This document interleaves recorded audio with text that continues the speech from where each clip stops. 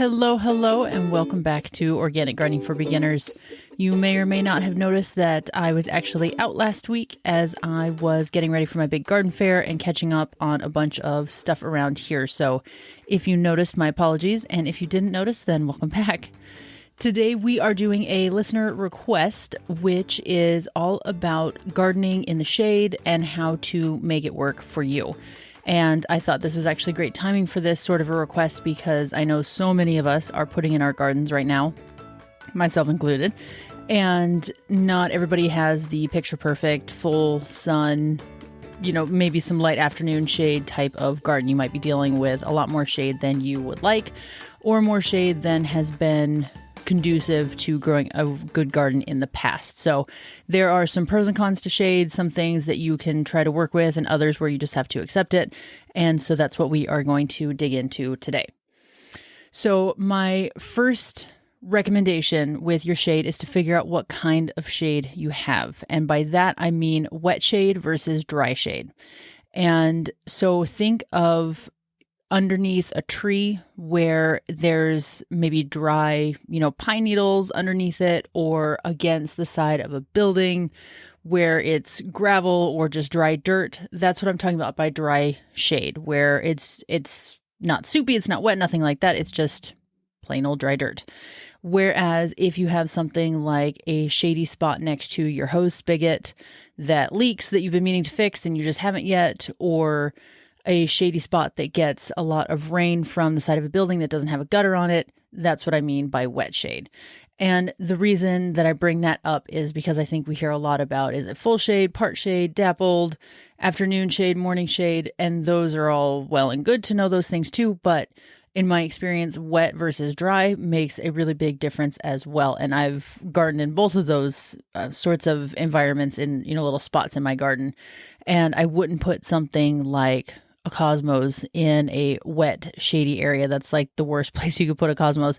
But I might try to stretch the limit in a dry, shady area because cosmos don't mind a little bit of dry soil. They don't love shade, but sometimes beggars can't be choosers. And so if you have that wet, shady area, use that to kind of think about what sort of environment that plant would like under normal circumstances where maybe it's getting all the sun that it really wants.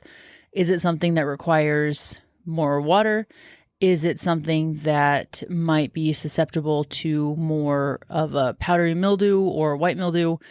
Is it a plant that has more succulent types of leaves to begin with, such as nasturtium or cerinthe, or maybe even a rock rose?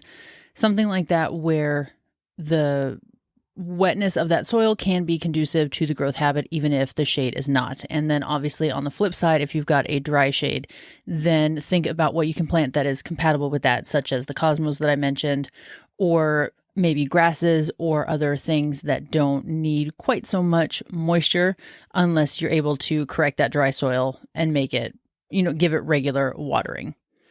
So then I suppose I should have put this first. The reason that dealing with shade can be detrimental to a garden is because your plants aren't getting enough sunlight to be able to photosynthesize or make enough food for themselves. It's totally not a deal breaker. Everybody everywhere has to deal with shade at some point. That's a generalization, but I would think that that's probably true unless you're living somewhere super duper hot or super duper sunny. I'm thinking like Arizona, maybe New Mexico, but even then. And it is very surmountable. There are tons of plants that you can grow of all the big categories of veggies, flowers, herbs. There are little tricks that you can use to try to extend your sunlight area into the shady area, which I'm going to get to in just a second. And so it's not don't feel, hopeless or like, I don't have the sunniest garden. I can't grow anything, because there are still plenty of things that you can get going this season. Okay, a couple of other tips I have for dealing with shade is think about your watering and that you might need to water less frequently. If this is an area that is pretty shady, then there's not going to be as much water lost to evaporation or maybe even wind if it's more sheltered, and that's what is making it be shady in the first place.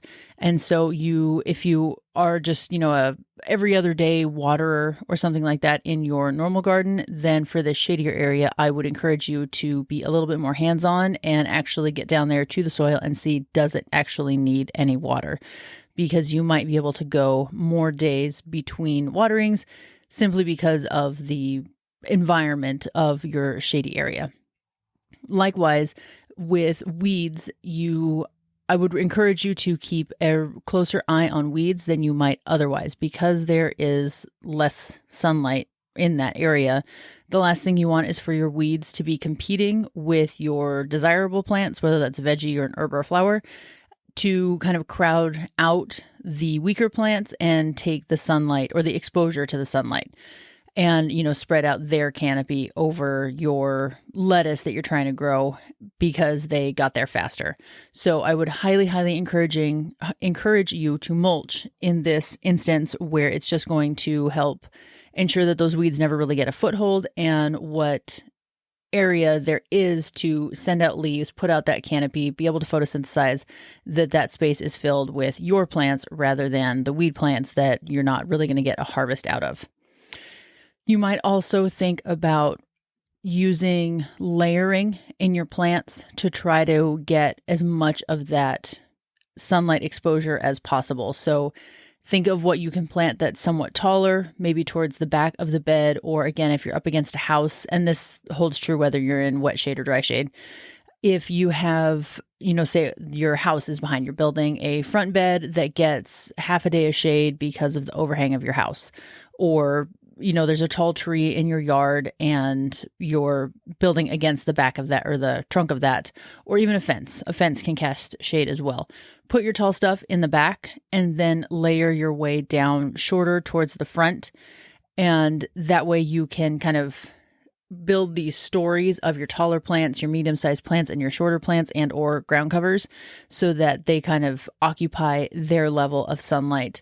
And depending on what you grow, if your taller plants in the back are also really stocky or bushy, they might start to drape out over your medium and smaller plants. And so you might either need to prune a little bit or just be more selective of what you put in there next year, and maybe just do medium and shorter plants, depending on your situation. But you can try to fill in your space rather than just putting in one row or one height of plants, and try to play with the height the same you would in any bed, but obviously paying more attention to how can you stagger those heights so that each plant gets exposure to the maximum amount of sunlight available to it. Trellising is another really awesome way to manipulate your shady area. And what I like to do is, if I've got a bed, and this happens for me often when I'm planting at the kind of the foundation of the house under the eaves, and where the bed might be in shade for a large portion of the day, but higher up on the wall, it gets more sunlight. So I might put a climbing plant there, something like a nasturtium or a sweet pea or clematis, that the base of the plant might get more shade than would be ideal, but the vines of that plant can start to venture upward to where it's going to get more light, and that will basically double its sun exposure than it over what it would have had it just been something like a ground cover that's not going to reach up into that sort of second story. And so that can be a great way to work with sort of shady ground, but a little bit more sunlight up high. Again, if you are against a building or something, this is super easy to put up a trellis. If you just happen to have a shady yard where your neighbors have really tall trees, or you live next to a taller apartment building that blocks the sunlight coming into your yard, then put your trellis in the middle of your yard wherever you really feel like, but still give it a shot and see if that will help you kind of gain some sunlight into your garden by using trellises or lattice or anything to go vertical basically with your plants. And then along those lines, if you're trying to grow certain tall crops that don't love growing in the shade, whether full shade or part shade, such as something like a zinnia or maybe even sunflowers that could perform for you. It's a little bit of a gamble in the shade, depends on how deep the shade is. But by doing so, they're going to be really stretching to get to the light, which could result in a weaker stem. You might think about staking those plants so that they don't fall over with that weak stem. If a tall or even a stocky plant is getting all the sunlight it needs, then it has no need to stretch. So it's going to have nice, strong stems and be pretty sturdy against wind or rain or, your kid running through it. But if it's stretching to get to that sunlight, it might just be a little bit weaker. So throw a few stakes in there, throw a tomato cage around it, or give it that trellis and see if that will help it kind of stay upright where it might otherwise topple over. Alrighty, and now I want to give you a few recommendations for flowers, veggies, and herbs that I grow in shade, depending on where I'm living. You guys know I've had a bajillion gardens over the last 10 years, and that I'm still taking advantage of even now where I do have a veggie area that gets a ton of sun and is actually kind of hot, where we just had to put up some shade cloth this last week because we went from... It was crazy. We went from 50 degrees to like 90 degrees over the course of 3 days, which is amazing. And I'm so not complaining that it's too hot, but my plants their heads are spinning because they were just drowning in rain last week. And now this week, my basil has sun scald. So it's been a little bit of a whiplash weather week for us. And so I am taking advantage of some of these strategies, even now in my sunny garden. Alrighty. So for veggies, think about leafy crops and avoid fruiting crops because the fruiting crops are going to need the most amount of energy. And by this, I mean things like cucumbers or tomatoes, eggplant, even peppers, something where you're eating the fruit or the veggie basically that the plant produces. Whereas something that's leafy is you're just eating the leaf. So whether that's lettuce or spinach or arugula or even kale, it takes less energy for the plant to produce that leaf as opposed to that tomato that not only needs to form, but then it also needs to ripen, and that takes a lot more time and dedication from the plant. Root crops are kind of in between because they're still producing a fruit, but they have all that vegetation above the ground to help with the photosynthesis. So beets, carrots, things like that. I've never had them perform that well in the shade, so I don't sacrifice the space to it, honestly. But if you love fresh carrots or you love pickled beets and you want to give it a shot, then of course give it a shot and see what happens. But your leafy veggies are going to be the easiest. I would not bother putting tomatoes in the shade. I know we all love our tomatoes, and sometimes you feel really desperate and you just want to see what will happen. And of course you can see what will happen. Don't get me wrong. But don't be disappointed when it doesn't fruit the way it would if it were in full sun, just so that you're prepared. For flowers, I actually feel like there are a lot more options for shade gardens with flowers than a lot of people think of originally. I think, the columbine or, what's the other one? Foxglove or pansies, people tend to associate with shady gardens or maybe impatiens because those are just always listed as the shade garden options. But if you are dealing with just partial shade, you can still grow so many flowers. I really wouldn't take anything off that list except maybe something like a mammoth sunflower or, some of those particularly tall varieties of certain flowers, whether that's another type of sunflower or cosmos or maybe like larkspur. But foxgloves do really well in the shade. I've grown plenty of foxglove in the shade. Nasturtium, just like those vining plants we talked about before, it's got its base in the shady area, but then it can stretch its vines out to find a little bit more sun to produce more food than it would otherwise in its shady area. And so for that, you could try a mounding variety that just stays where it is, or try the vining one that will kind of explore its tendrils out into the beyond to go find that sunshine.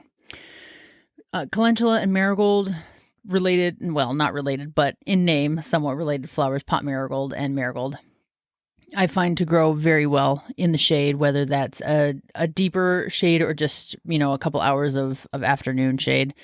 Milkweed has done well for me, Coreopsis, surprisingly, because that one can take a lot of heat and a lot of sun. But I think because it's a shorter flower, it's not the typical kind of cutting flower that I talk about that grows pretty tall. Coreopsis tends to stay maybe 10 inches or less, and it's done well for me in the shade. And snapdragons, surprisingly, did really well for me in the shade when I was at my last garden in Southern California.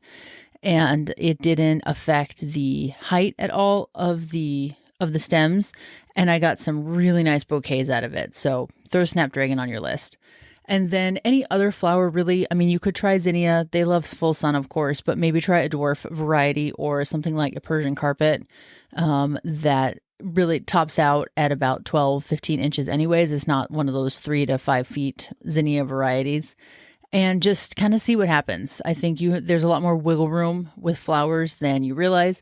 And so it's always worth a shot to see what you can do. And then any of those ground covers that I mentioned, like alyssum or lobelia, those all do really well in shade where they're just going to kind of creep around the other flowers. And even though they're not reaching for the light through height or vining, they still do just fine in a part shade garden. And then lastly, for herbs, this is another one where other than a few diehards like rosemary and lavender that really want sunlight and decent soil, most herbs will work. Cilantro, mint, oh my goodness, mint, you can't kill mint for anything. I was at the garden show last weekend and I was telling somebody that mint is like the cockroach of the garden world where you just can't kill it. And I'm okay with that because I love mint everywhere and I don't mind that it's invasive. But mint will do just fine in the shade. You can definitely try basil. It won't be as robust as a full sun basil, and be careful not to overwater it. I'm also hearing that a ton from people at the market, and this last weekend at the fair, people will come wanting a basil plant and they say, I can't keep basil alive. So I always tell them, make sure it's getting some sunlight and don't overwater it. And 9 times out of 10, people say, oh, I'm probably overwatering it. So especially if you're growing basil in the shade, don't overwater it. Just regular water, maybe even a little on the dry side for it, and see if that does well for you. And then thyme is very adaptable. Thyme doesn't really complain. You could give oregano a shot. Cress will definitely work. Cress isn't a terribly popular herb, but I grew it this spring. It already bolted in the heat, so it's done now. And then for dill, it's worth a shot. Dill is a taller plant. It does like sunlight, but it also bolts once it gets pretty warm, so you might be pleasantly surprised. I haven't specifically done dill in the shade yet, but I imagine that it could work because I usually grow it next to my cucumbers where it gets a little bit of shade just from the canopy of the cukes, and so I don't see why it wouldn't work in a shady garden. And then chives and parsley will do totally fine in a shady garden. And those are my tips, my lists. Basically, grow your garden as you would. If you're in a super deep shade area, like you live in the forest and you never see the sunlight, then obviously we got to talk differently than what the list is that I just gave you. But if you get, 4 to 6 hours of sun in the morning and the rest of the day is shade, give it a try. You can still grow a ton of food. You can grow plenty of flowers. You can get creative with what herbs you put in there, and there's no reason that you can't have a garden. Whether you are doing something like a raised bed or an in-ground bed really doesn't make much difference when you are doing shady versus full sun type of garden. It doesn't really play a part. Use your trellises, get creative with your spacing.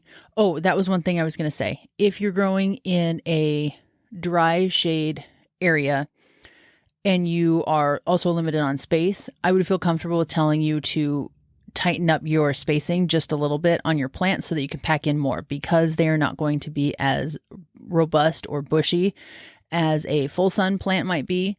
Whereas if you're in that wet shade area, I would not recommend that because you don't want lack of airflow contributing to fungal disease or that powdery mildew we talked about. I would actually either stick to standard spacing or give them just a little bit more spacing, and make sure you mulch. Don't forget that, because if there is a less dense plant canopy, then you might get those weeds trying to sprout up and compete. And so if you can just make that a non-issue right from the get-go with your mulch, then you'll be one step ahead. So think about airflow too in your shady areas. Is it going to be damp and swampy in your shady area, or is it going to be crisp and dry in your shady area. Sorry, my voice totally broke right there. And that can kind of guide your spacing in your shadier garden.